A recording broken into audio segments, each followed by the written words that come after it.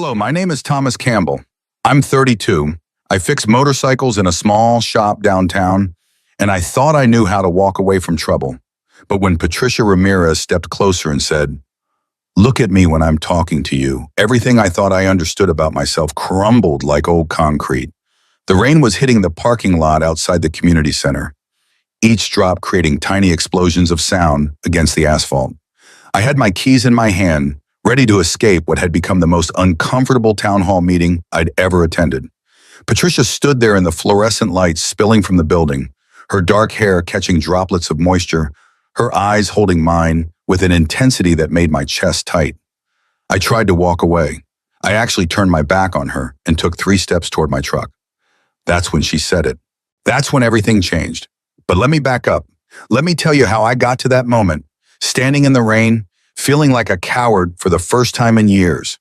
3 months earlier, I was living my quiet life exactly the way I liked it.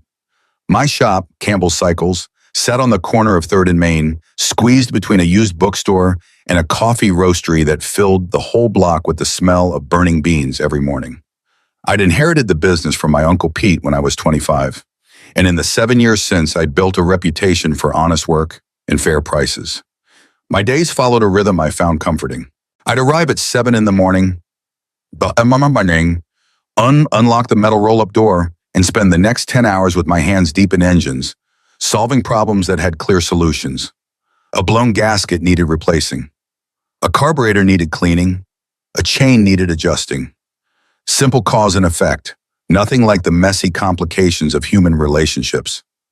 I lived alone in a small apartment above the shop. 2 rooms, a kitchenette, and a bathroom with a shower that never got quite hot enough. But it was mine, and it was quiet. And after growing up in a house where my father's voice could shake the windows when he was angry, quiet felt like luxury. The first time I saw Patricia, she was arguing with Jimmy Kowalski outside the hardware store. Jimmy owned 3 rental properties in town and had a reputation for letting them fall apart while charging premium rent. Patricia stood with her feet planted wide, gesturing at a manila folder in her hands, her voice carrying across the street even though I couldn't make out the words. She was maybe 5'6" with this kind of presence that made her seem taller.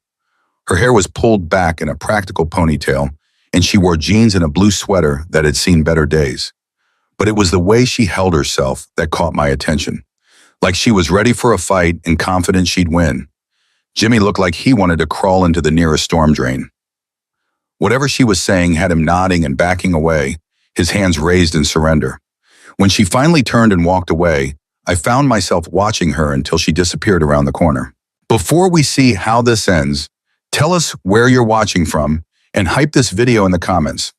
I need to know I'm not the only one who's ever felt completely out of their depth when it comes to understanding what really matters.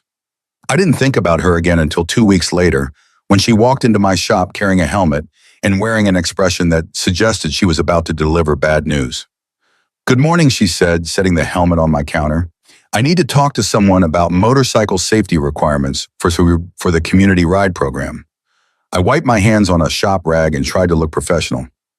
"Community ride program?" She pulled out that same manila folder I'd seen her waving at Jimmy. "We're organizing rides for at-risk youth, giving them something positive to focus on, teaching them responsibility, showing them there are people in this community who care about their future." The way she said it, matter of fact but with an underlying passion, made me pay attention. Most people who came into my shop wanted something fixed or something sold. She wanted something bigger. "That sounds like a good program," I said. "What do you need from me?" "Information about safety gear, maintenance requirements, insurance considerations, and maybe, if you're interested, someone who knows motorcycles to help with the mechanical side." I found myself nodding before I'd fully processed what she was asking. The smart part of my brain, the part that had kept me safe and solitary for years, was sending up warning flares. Getting involved meant complications. It meant meetings and responsibilities in dealing with people who might expect things from me. But there was something about the way she looked at me, direct and honest, that made me want to help. "My name is Patricia Ramirez," she said, extending her hand. "I teach at the high school, and I run a nonprofit called Second Chances." "Thomas Campbell," I replied, shaking her hand. Her grip was firm and warm, and she held on just a beat longer than necessary. So you'll help us? I'll help you, I said, and meant it. That was how I found myself attending my first Second Chances meeting the following Thursday evening. The community center was a converted elementary school from the 1950s, all industrial tile and fluorescent lighting that made everyone look slightly green. About 15 people sat in a circle of folding chairs, ranging from teenagers with carefully cultivated attitudes of indifference to retired teachers who radiated the kind of determined optimism that could move mountains. Patricia stood at the front of the room, no notes in her hands, speaking about the motorcycle program like she was describing a vision she could see clearly. She talked about responsibility and confidence, about giving kids who felt powerless a chance to learn skills that mattered. She talked about community and connection and second chances. I sat in the back trying to blend into the beige walls, but finding myself drawn into her words despite my better judgment. When she asked me to talk about motorcycle maintenance, I stood up and heard my voice explaining the basics of engine care to a room full of strangers. It felt strange and terrifying, and somehow right. After the meeting, as people filed out into the parking lot, Patricia approached me with 2 cups of coffee from the machine in the corner. "Thank you for coming," she said, handing me a cup. "I know this isn't really your thing." "How do you know what my thing is?" I asked, surprised by my own directness. She smiled, and I noticed for the first time that she had a small scar above her left eyebrow. "Because you look like someone who prefers engines to people." Nothing wrong with that. Engines are more predictable. She was right, of course. But something about her honesty made me want to be honest in return. "People are complicated," I said. "The best things usually are," she replied. We stood there in the parking lot, drinking terrible coffee and talking about motorcycles and teenagers and the strange satisfaction of fixing things that were broken. When she finally said goodnight and walked to her car, I realized I was looking forward to the next meeting. Over the following weeks, I found myself thinking about Patricia more than I wanted to admit. Not in the way I'd thought about women before, with a mix of attraction and anxiety that usually sent me running in the opposite direction. This was different. I thought about the way she listened when people talked. Really listened. Like their words mattered. I thought about how she could make a room full of difficult teenagers pay attention without raising her voice. I thought about the passion in her eyes when she talked about giving people second chances. The motorcycle program launched in early October. We had 8 kids signed up, ages 15 to 17, all of them carrying the kind of baggage that made adults nervous. There was Marcus, who'd been arrested twice for vandalism, Sarah, who'd been caught selling her mother's prescription pills, Danny, who dropped out of school 3 times and was working on a 4th. Patricia paired each kid with an adult mentor, and somehow I found myself assigned to work with a 16-year-old named Carlos, who had never met a rule he didn't want to break. Carlos showed up to our first session 20 minutes late, his attitude preceding him like a storm front. He looked at my shop, at the motorcycles in various stages of repair, at me and my oil-stained coveralls, and made it clear that he was doing everyone a huge favor by being there. "So what? We're just going to look at bikes?" he asked, his voice heavy with disdain. "We're going to learn how they work," I said, "and then we're going to fix one." I led him to a 1987 Honda that had been sitting in the corner for months. The previous owner had tried to rebuild the engine himself and had given up halfway through, leaving me with a puzzle of parts and good intentions. "This is yours," I had told Carlos. "By the end of the program, it's going to run," he snorted. "That piece of junk will never run." "Probably not," I agreed, "but we're going to try anyway." Something about my honesty seemed to catch him off guard. He looked at the Honda again, this time with something that might have been curiosity. Over the next few weeks, Carlos and I spent Thursday evenings and Saturday mornings working on the Honda. I taught him how to read a repair manual, how to organize parts, how to diagnose problems systematically. He taught me that beneath his armor of sarcasm and hostility was a sharp mind and a hunger to understand how things worked. Patricia would stop by the shop sometimes during our sessions, ostensibly to check on the program's progress, but I began to suspect she had other reasons. She would lean against the workbench, watching Carlos and me work, asking questions that showed she was paying attention to more than just the mechanics. One evening in late October, after Carlos had gone home and I was cleaning up the shop, Patricia lingered. "He's different when he's here," she said, watching me organize the tools Carlos had left scattered across the bench. "Different how?" "Focused, calm, like he's found something he's good at." I nodded, understanding what she meant. Carlos had a natural feel for mechanical work, an intuition about how parts fit together that couldn't be taught. You're good with him, Patricia said. Patient in a way that matters. I shrugged, uncomfortable with the praise. He wants to learn. That makes it easy. She was quiet for a moment, and when I looked up from the toolbox, she was studying me with an expression I couldn't read. Can I ask you something? She said. Sure, why did you really agree to help with this program? The question caught me off guard. I'd been asking myself the same thing for weeks, and I still didn't have a good answer. I don't know, I said finally. Maybe because you asked. She smiled at that, a real smile that reached her eyes and made something warm unfurl in my chest. That's a good reason, she said. November brought the first real cold snap of the season, and with it, a crisis that would test everything the Second Chances program was trying to accomplish. Carlos had been making real progress with the Honda. The engine was assembled and running, rough but functional. He'd learned to adjust the carburetor, replace the spark plugs, and even fabricate a small bracket when we couldn't find the right part. But Carlos had also been missing school again. His grades were slipping, and his mother was threatening to pull him from the program. When Patricia told me this during our usual Thursday check-in, I could see the frustration and worry in her face. She's not wrong to be concerned, Patricia said. The whole point of Second Chances is to help these kids succeed in all areas of their lives, not just the ones they enjoy. Have you talked to him about it, I asked. I've tried. He shuts down whenever I bring up school, says it's pointless, that he's not college material anyway. I thought about Carlos, about the way his face lit up when he figured out a particularly tricky repair, about the pride in his voice when he explained to another kid how to gap spark plugs properly. What if I talk to him? I suggested. Patricia looked surprised. You do that? I nodded, though the idea of having a serious conversation about life choices with a 16-year-old terrified me more than rebuilding a transmission blindfolded. The next Saturday, I waited until Carlos and I had finished adjusting the Honda's idle speed before bringing up school. He was lying under the bike, tightening the oil drain plug, when I decided to dive in. So I heard you've been having some trouble with your classes, I said, trying to keep my voice casual. The wrench stopped moving. Who told you that? Does it matter? He slid out from under the bike, his face already closing off. Look, I come here to work on bikes, not to get lectured about school. I'm not lecturing, I said. I'm asking. He stood up, wiping his hands on a rag with more force than necessary. School is stupid.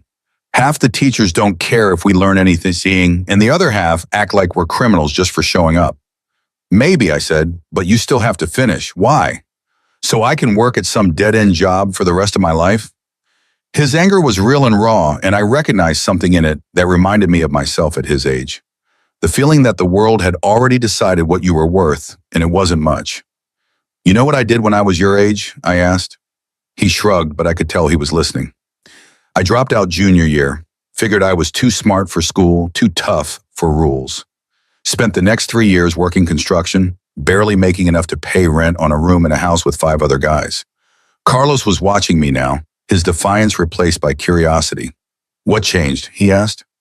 My Uncle Pete offered me a job here, but he made it clear that if I wanted to learn the business, really learn it, I had to get my high school diploma first. Took me 2 years of night school, but I did it. I picked up a wrench and began cleaning it, giving Carlos time to process what I'd said. The thing is, I continued, this shop, working with bikes, it's good work. But if you want to do more than just follow someone else's repair manual, if you want to understand engineering, maybe design your own parts, maybe even start your own business someday, you need that foundation. Carlos was quiet for a long moment, staring at the Honda like it might have answers. School is still stupid, he said finally. Probably, I agreed, but being able to think clearly, to solve problems, to communicate your ideas, that's not stupid. And unfortunately, school is where you learn how to do those things. He nodded slowly, and I could see him turning the idea over in his mind. Will you help me? He asked. With the school stuff, I mean. I felt something shift in my chest, a recognition that I was being trusted with something important. Yeah, I said, I'll help you. That conversation marked a turning point, not just for Carlos, but for me. I found myself spending evenings helping him with homework, discovering that explaining algebra wasn't so different from explaining gear ratios. Patricia would sometimes join us, bringing coffee and moral support, and I began to understand that teaching was its own kind of repair work. As November turned to December, the dynamics of our little group settled into something that felt surprisingly natural. Carlos would arrive at the shop each Thursday and Saturday with his backpack full of schoolwork and his head full of questions about everything from trigonometry to engine timing. Patricia would stop by with updates on the other kids in the program, and somehow she always seemed to have time to stay and help. I started looking forward to those evenings in a way that surprised me. My shop, which had always been my refuge from the world, became a place where the world was welcome. The three of us would work together. Carlos bent over his homework at the workbench, while Patricia and I organized parts or planned the next phase of his motorcycle restoration. It was during one of these evenings that I realized I was falling for Patricia. Not the sudden, overwhelming attraction I'd experienced with other women, but something deeper and more unsettling. I was falling for the way she could make Carlos laugh when he was frustrated with a math problem. I was falling for her patience when he struggled with concepts that seemed obvious to us. I was falling for the way she looked at me when she thought I wasn't paying attention, like she was seeing something in me that I didn't know was there. But I was also terrified. My track record with relationships was a series of short chapters that ended badly. I had a talent for finding reasons to leave before things got too complicated, and I could already feel the familiar urge to protect myself by pulling away. The crisis came in mid-December, just 2 weeks before the program's graduation ceremony. Carlos had been doing well in school, his grades improving steadily, but then his father showed up. Carlos had never mentioned his father, and I'd assumed he wasn't in the picture.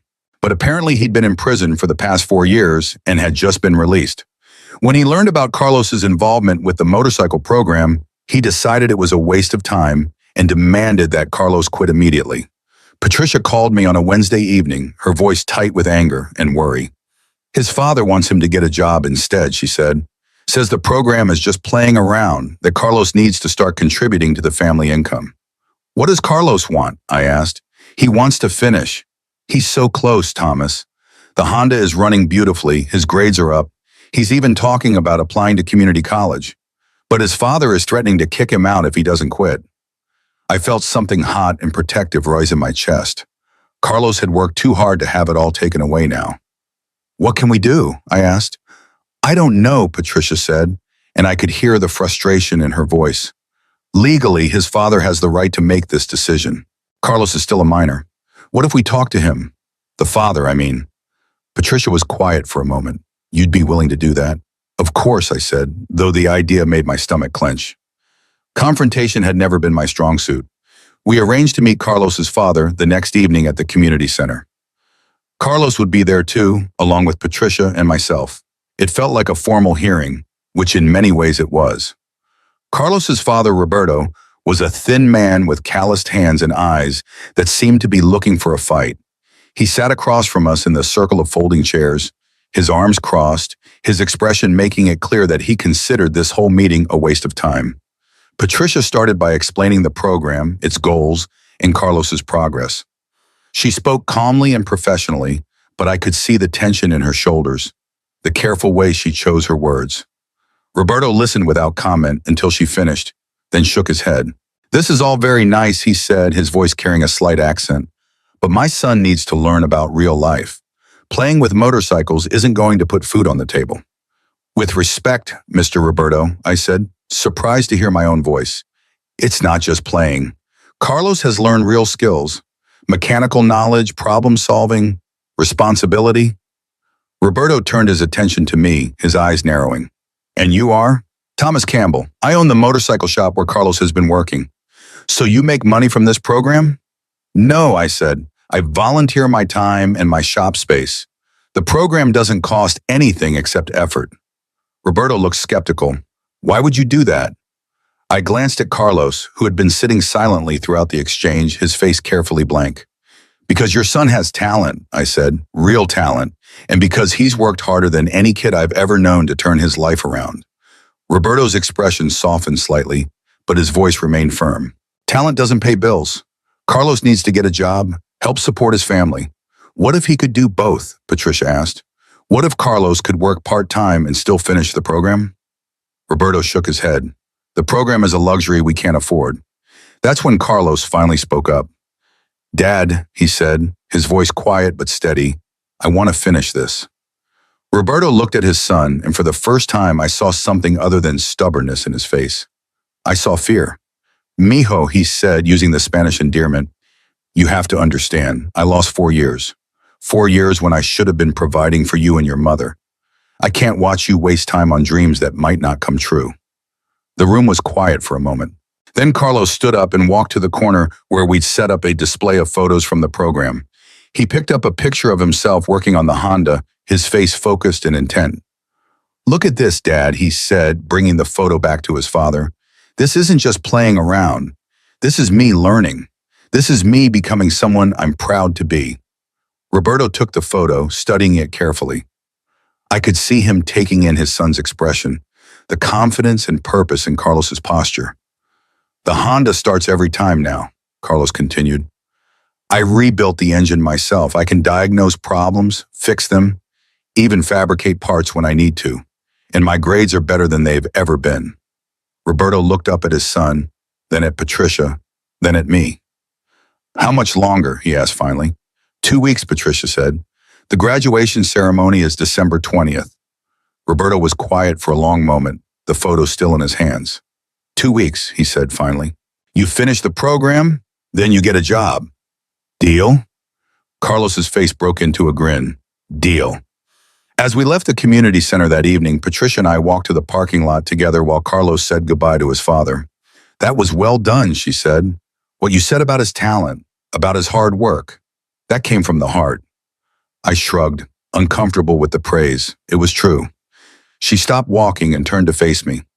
"Thomas, can I ask you something?"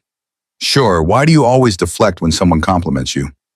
The question caught me off guard. "I don't know what you mean. You do it every time someone says something nice about you, and you either change the subject or minimize it, like you don't believe it." I stood there in the parking lot, the cold December air making my breath visible, trying to figure out how to answer a question I'd never really thought about. "I guess I'm not used to it," I said finally. "Not used to what?" "To people thinking I'm worth complimenting."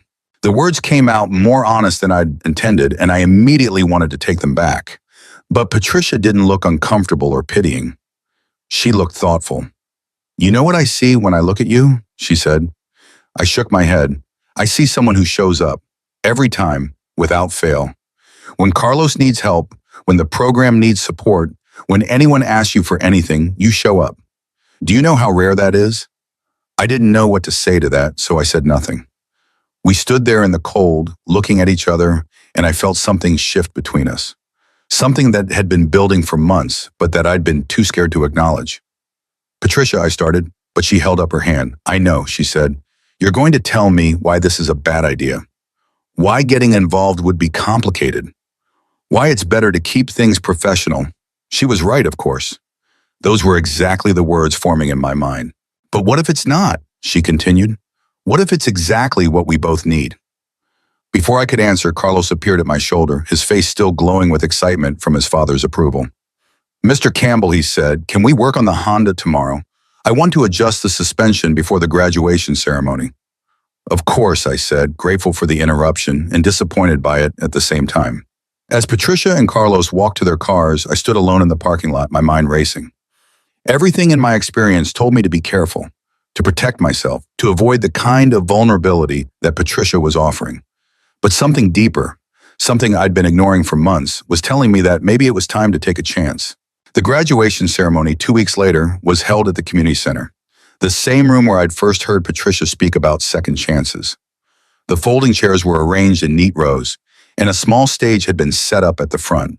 Parents, siblings, and community members filled the seats, creating a buzz of conversation and anticipation. Carlos had spent the morning at the shop, giving the Honda a final tune-up and polishing it until it gleamed. When he wheeled it into the community center, the pride on his face was unmistakable. This wasn't the same angry, defensive kid who'd shown up at my shop 4 months earlier. This was a young man who'd discovered what he was capable of. Patricia stood at the front of the room, dressed in a simple black dress that made her look both professional and approachable. She spoke about the program, about the kids who'd participated, about the community members who'd volunteered their time and expertise. When she called my name and asked me to stand, I felt my face flush with embarrassment and something that might have been pride. But it was when she called Carlos to the stage that the evening became something special. He walked up with his shoulders straight and his head high, and when Patricia handed him his certificate of completion, the applause from the audience was genuine and sustained. Carlos took the microphone and looked out at the crowd. 6 months ago, he said, his voice steady and clear, "I thought I was going to drop out of school. I thought I was stupid, that I'd never amount to anything. This program and the people who believed in me showed me I was wrong." He paused, his eyes finding mine in the audience. "Mr. Campbell taught me that fixing things isn't just about having the right tools. It's about patience and persistence and believing that broken things can be made whole again." The applause that followed was thunderous, and I felt something tight in my chest loosen and expand.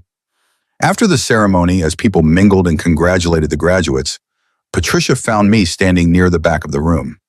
"So," she said, "how does it feel to be a hero?" "I'm not a hero," I said automatically. She smiled. "There you go again." "What?" Deflecting.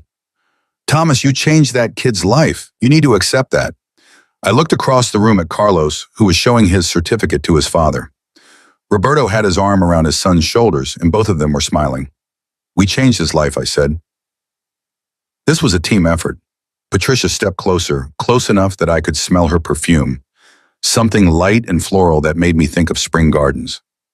"Thomas," she said, her voice soft enough that only I could hear, "I need to tell you something." My heart started beating faster. "Okay, I'm falling for you, hard. And I know that probably scares you because you're the kind of man who thinks he doesn't deserve good things. But I need you to know that you do. You deserve all the good things." I stared at her, my mind going blank. Everything I'd been feeling for months, everything I'd been too scared to acknowledge, was suddenly out in the open. "Patricia," I said, but she wasn't finished. "I'm not asking you to make any promises," she continued. "I'm not asking you to change who you are. I'm just asking you to consider the possibility that maybe, just maybe, this could work." Before I could respond, Carlos appeared beside us, his face flushed with excitement and exhaustion. "Mr. Campbell," he said, "I just wanted to thank you for everything, for believing in me when I didn't believe in myself." He stuck out his hand, and when I shook it, I realized that his grip was as firm and confident as any adult's. "What's next for you?" I asked. "Community college in the spring," he said. "Automotive technology program. And I'm going to keep working part-time to help my family. But I'm also going to keep learning, keep growing." "That sounds like a good plan," I said. He grinned. I learned from the best. After he walked away, Patricia and I stood there in the gradually emptying room, the weight of her earlier words hanging between us. "I should go," she said finally. "Give you time to think about what I said." She turned to leave, but something in me, some part that had been silent for too long, finally found its voice. "Patricia," I called. She stopped and turned back. "I'm scared," I said. "I'm scared of screwing this up, of disappointing you, of proving that I'm not the man you think I am." She walked back to me, her eyes soft and understanding. "I'm scared too," she said, "but I'm more scared of not trying." We looked at each other for a long moment, and I realized that this was one of those moments that would define everything that came after. I could play it safe, keep my walls up, protect myself from the possibility of pain, or I could take the biggest risk of my life. "I'd like to try," I said finally. Her smile was like sunrise after a long winter night. "Good," she said, "because I was running out of ways to convince you." That was 3 months ago. Tonight, standing in the rain outside the community center after another town hall meeting, I'm thinking about how much has changed. Patricia and I have been together officially for 2 months now, and it's been everything I was afraid it would be, and nothing like I expected. It's been complicated, yes.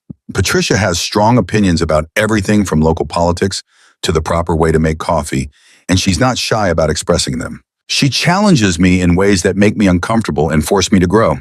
She sees through my defenses like they're made of glass, and she calls me on my tendency to retreat when things get difficult. But it's also been wonderful in ways I didn't know were possible. She laughs at my terrible jokes and listens to my rambling stories about motorcycle repairs with genuine interest. She brings me coffee in the mornings and stays to help with whatever project Carlos and I are working on. She makes me feel like the best version of myself, while somehow accepting all the worst parts too.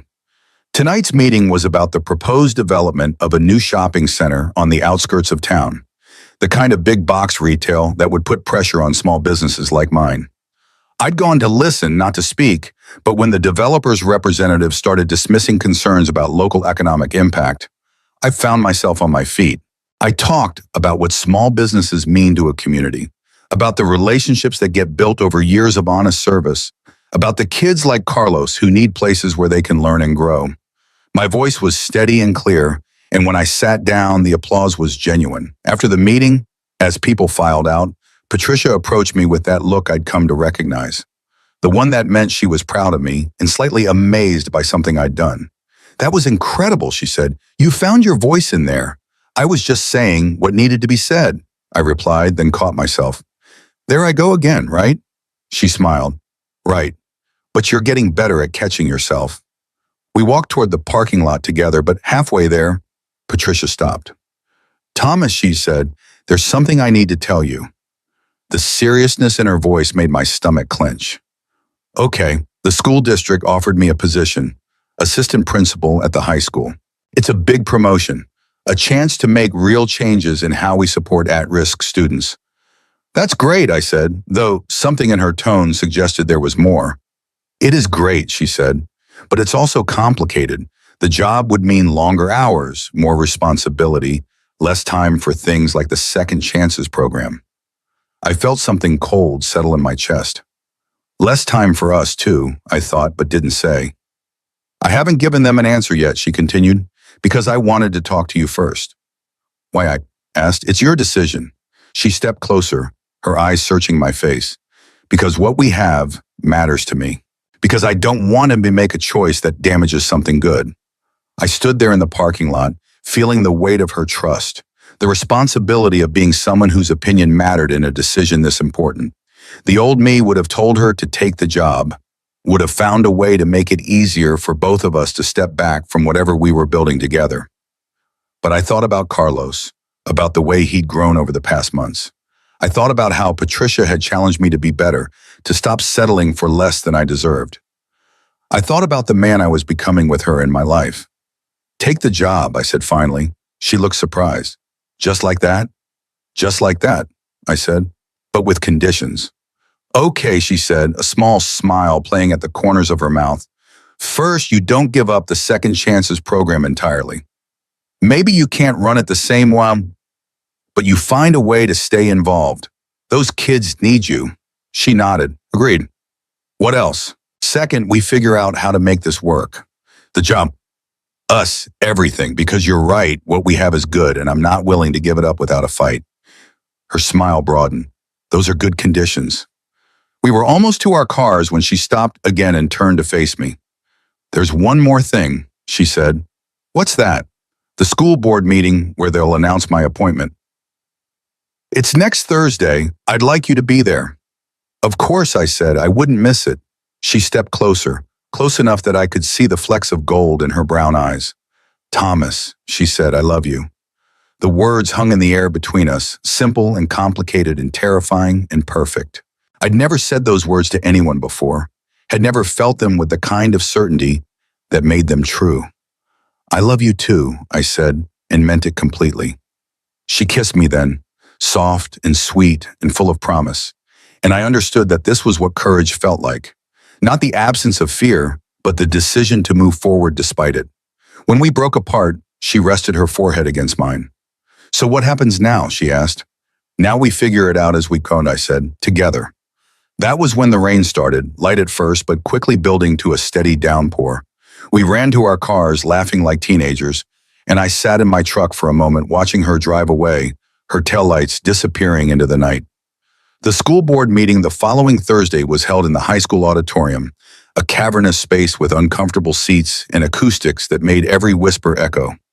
I arrived early and found a seat in the middle section, close enough to show support, but far enough back to avoid drawing attention. The meeting covered the usual business, budget discussions, and policy updates that seemed designed to put the audience to sleep. But when they reached the personnel announcements, I sat up straighter. Patricia's appointment was the third item on the list. The superintendent, A thin man with wire-rimmed glasses read from a prepared statement about her qualifications and experience.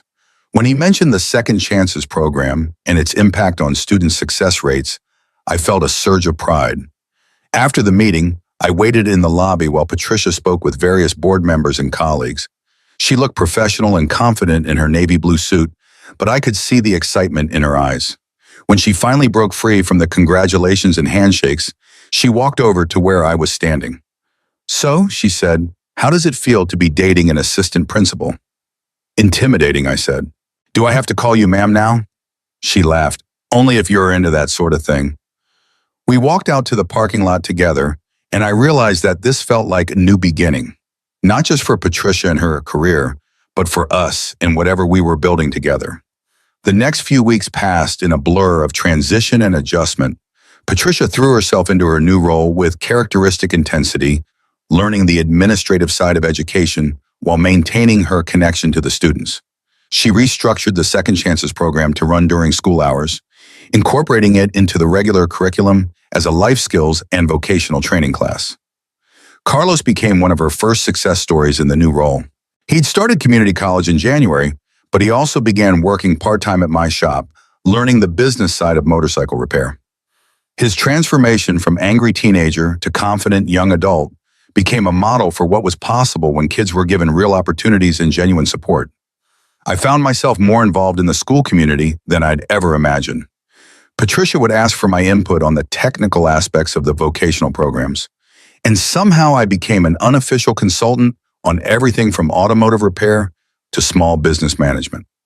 It was strange and sometimes overwhelming, but it was also deeply satisfying to feel like my experience mattered in ways that went beyond fixing broken engines. Our relationship settled into a rhythm that surprised me with its naturalness. Patricia would stop by the shop most evenings after work, sometimes bringing homework to grade while I finished up repairs. We'd have dinner together more often than not, either at her apartment or mine, talking about our days and planning for the future. The future. That was something I'd never spent much time thinking about before Patricia. My life had been organized around the present moment, the immediate problem that needed solving, the next repair that needed completing. But with her, I found myself imagining months and years ahead, making plans that included both of us. It was during one of these conversations on a warm evening in March that Patricia brought up something that would change everything again. We were sitting on the small balcony outside her apartment, watching the sunset paint the sky in shades of orange and pink. She'd been quieter than usual during dinner, and I could tell something was on her mind. "Thomas," she said finally, "I need to tell you something." I felt the familiar clench of anxiety in my stomach. "Okay, I got a call today from the state education department. They want me to apply for a position with their office, developing statewide programs for at-risk youth." I set down my beer and looked at her. "That sounds like a big opportunity." "It is," she said. "It would mean moving to the state capital, working on policy at a level that could impact thousands of kids instead of just hundreds." "How do you feel about it?" I asked, though I was pretty sure I already knew the answer. "Excited," she said. "Terrified, conflicted." "Conflicted about what?" She turned to face me, her expression serious. "About leaving, about asking you to uproot your life for my career, about what happens to us if I take this job." I was quiet for a moment, processing what she'd said. The idea of leaving my shop, my town, everything I'd built over the past 7 years was almost unthinkable. But the idea of losing Patricia was worse. "When would you have to decide?" I asked. "They want an answer by the end of the month." "That's 2 weeks." She nodded. "I know it's not much time to think about something this big." I reached for her hand, intertwining our fingers. "Patricia, can I ask you something?" "Of course. If I weren't in the picture, if you didn't have to worry about anyone else, would you take the job?" She was quiet for a long moment. "Yes," she said finally. "I think I would. Then you should take it." She looked surprised. "Just like that?" I smiled. "We've had this conversation before, haven't we? About you making decisions based on what's best for your career?" "This is different," she said. "This affects both of us." "It affects both of us," I agreed. "But it's still your decision to make. And whatever you decide, we'll figure out how to make it work." "What if we can't?" she asked, her voice small. "What if the distance is too much or the change is too hard?" I squeezed her hand. Then we'll deal with that when it happens. But I'm not going to be the reason you don't chase your dreams. She was quiet for a long time after that, and I could see her mind working through all the possibilities and complications. There's something else, she said eventually. What's that? If I take this job, if we try to make this work long distance, I need to know that you're in this for real, not just until it gets difficult or complicated. I need to know that you're committed to figuring it out together. I understood what she was asking. She was asking for the kind of commitment I'd spent most of my adult life avoiding. She was asking me to be vulnerable in a way that scared me more than anything. But I also understood that this was what love looked like in real life. Not the easy moments when everything was perfect, but the hard choices when the future was uncertain. I'm in, I said, for real, whatever that means, whatever it takes. She kissed me then, soft and grateful and full of emotion. 2 weeks later, Patricia accepted the position with the state education department. Her last day at the high school was in early May, which gave us a month to figure out the logistics of our new reality. I spent those weeks thinking seriously about what I wanted my future to look like. My shop was successful but not irreplaceable. I had a good relationship with my customers, but most of my work could be done anywhere. There were motorcycles that needed fixing. The question wasn't whether I could leave, but whether I was brave enough to try something completely new. The answer came to me during Carlos's community college graduation ceremony. He walked across the stage to receive his certificate in automotive technology with the same pride and confidence he'd shown at the Second Chances graduation 18 months earlier. But this time, his father wasn't the only family member cheering. His mother was there, along with 2 younger sisters and an uncle who'd driven down from Phoenix. After the ceremony, Carlos found me in the crowd of families and friends. "Mr. Campbell," he said, "I have news. Good news, I hope." "The best," he said, grinning. "I got accepted to the State University's engineering program. Full scholarship." I felt a surge of pride and happiness that took me by surprise. "Carlos, that's incredible." "It gets better," he said. "They have a program where students can work part-time in local businesses while they study. I was wondering if you might know anyone who owns a motorcycle shop who might be interested in hiring a part-time apprentice." I laughed. "I might know someone, but there's a catch." "What's that?" "The shop might be moving to the state capital in the fall." His eyes widened. "Really?" "Really," I said, surprising myself with the certainty in my voice. That evening, I called Patricia and told her about my decision. She was quiet for a long moment after I finished explaining my plan to sell the shop and start fresh in the capital. "Are you sure?" she asked finally. "I don't want you to do this just for me." "I'm not doing it just for you," I said. "I'm doing it for us and for me. And because maybe it's time I took a chance on something bigger than I ever imagined." The process of selling the shop and planning the move took most of the summer. I found a buyer who appreciated what I'd built and promised to maintain the relationships with customers and the community. Carlos worked with me through July, learning everything he could about running a business before he started his engineering program. Patricia and I spent weekends driving back and forth between our town and the capital, looking at apartments and shop spaces, getting a feel for our new city. It was strange and exciting to be planning a life together in a place that was foreign to both of us. On our last weekend before the move, we attended a farewell party that the Second Chances program organized for Patricia. It was held at the community center, the same room where I'd first heard her speak about giving people second chances. The irony wasn't lost on me that we were both about to get a second chance of our own. The room was packed with current and former students, parents, teachers, and community members. Carlos was there with his girlfriend, a smart, funny young woman who was also starting at the State University.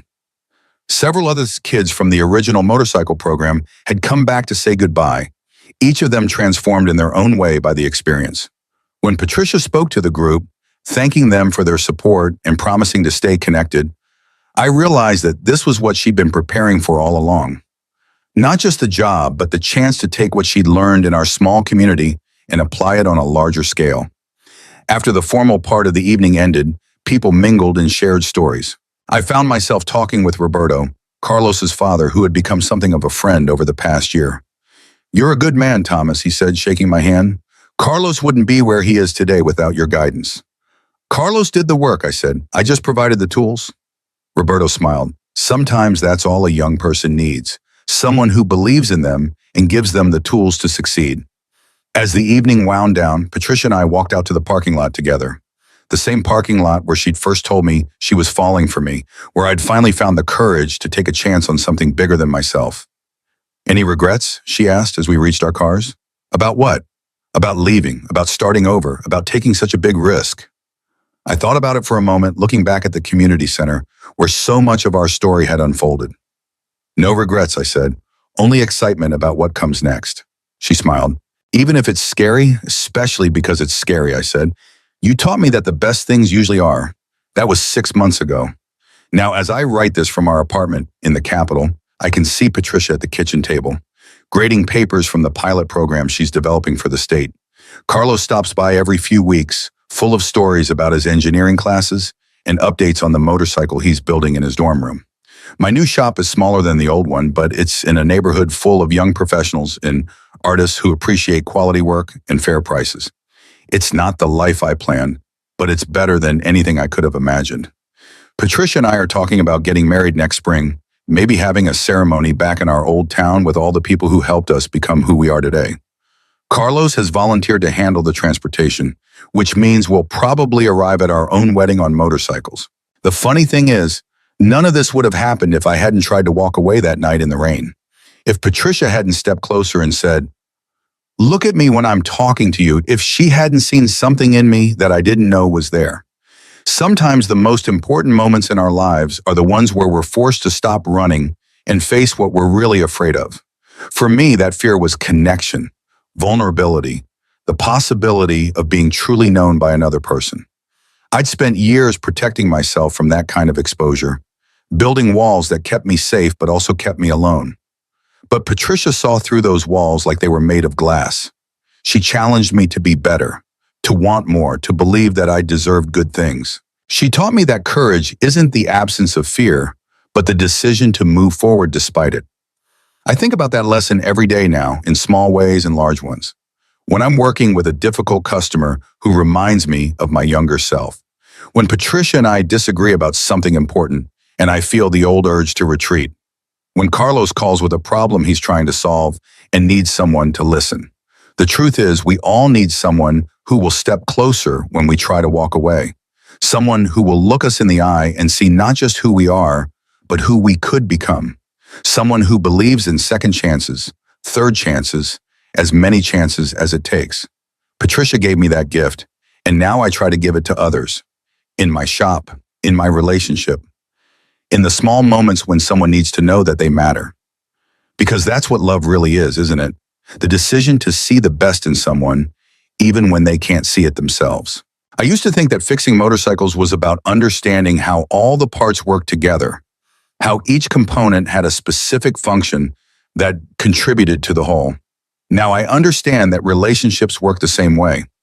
Each person brings their own strengths and weaknesses, their own history and dreams, and somehow, if you're lucky and brave and willing to do the work, all those parts come together to create something beautiful and functional and strong.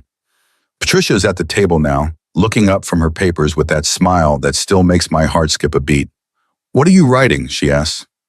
"Our story," I say. She closes her laptop and comes over to read over my shoulder, her hand resting on my back as she skims the words on the screen. "You make it sound like a fairy tale," she says. "Isn't it?" I ask. Two people who almost missed their chance, who were brave enough to try something that scared them, who figured out how to build something good together. She kisses the top of my head. "When you put it like that, it does sound pretty magical." "The best kind of magic," I say. "The kind that happens when you stop running away from the things that matter most." Outside our window, the city lights are beginning to twinkle in the gathering dusk. Somewhere out there, other people are having conversations that will change their lives, making decisions that will determine their futures, taking chances on love and hope and the possibility that broken things can be made whole again. I close my laptop and turn to face Patricia, this woman who saw something in me that I didn't know was there, who challenged me to become the man I was always meant to be. "What happens next?" I ask, echoing the question she asked me that night in the rain. She takes my hand, intertwining our fingers the way she did on her balcony all those months ago. "Now we keep figuring it out as we go," she says, "together. And that, I realize, is the most beautiful promise anyone has ever made me. Not a guarantee that everything will be easy or perfect, but a commitment to face whatever comes with honesty and courage and love. I tried to walk away once, but she stepped closer and said, "Look at me when I'm talking to you." And when I finally had the courage to look, really look, I saw my future reflected in her eyes. Sometimes the best things in life are the ones we almost miss, the chances we almost don't take, the people we almost let slip away. I'm grateful every day that Patricia didn't let me walk away from the best thing that ever happened to me, because that's what love is in the end. Not the easy moments when everything is perfect, but the decision to stay and fight for something worth keeping. The courage to be vulnerable, to be seen, to believe that we deserve good things.